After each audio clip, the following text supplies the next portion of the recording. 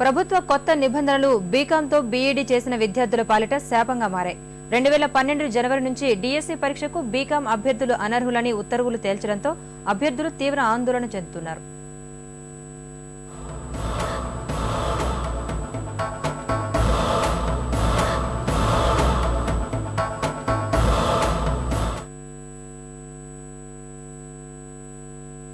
ప్రభుత్వ ద్వంద్వ వైఖరి లక్షలాది మంది నిరుద్యోగులను అయోమయానికి గురిచేస్తోంది.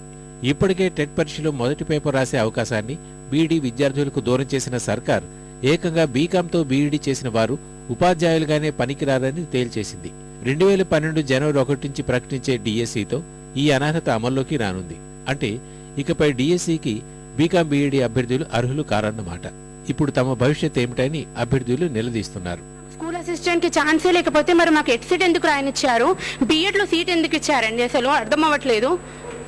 టెట్ జనవరి 8 అంటున్నారు, వచ్చేసి 50 రోజులు లేదు. మేము దేనికి ప్రిపేర్ అవ్వాలి? అసలు ఏది క్లియర్ గా చెప్పట్లేరండి. 4 రోజుల నుండి మేము అందరం బీకాం బీఎడ్ కలిసి టెట్ హెడ్ ఆఫీస్కి వెళ్తున్నాము, ఎక్కడెక్కడో తిరుగుతున్నాము, కానీ ఏది విషయం క్లియర్ గా చెప్పట్లేరండి ప్రభుత్వం. బీకాం వాళ్ళకు డిఎస్సి రాసుకోవడానికి ఛాన్స్ లేనప్పుడు మరి బీఎడ్ ఎందుకు చేయాలి? అది మెయిన్ పాయింట్.